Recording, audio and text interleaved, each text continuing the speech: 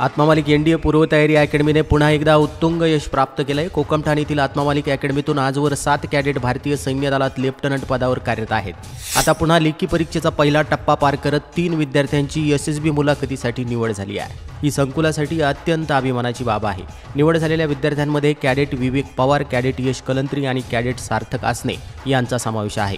आजपर्यंत अकॅडमीच्या मुलाखतीसाठी निवड होणाऱ्या विद्यार्थ्यांची संख्या 56 इतकी असून आत्मा मालिकचा देशप्रसिद्ध पॅटर्न सद्गुरू आत्मा मालिक माऊलींचे आशीर्वाद यामुळे अल्पावधीतच या अकॅडमीनं गरुड झेप घेतली असून विद्यार्थी व पालकांमध्ये आनंदाचं वातावरण आहे।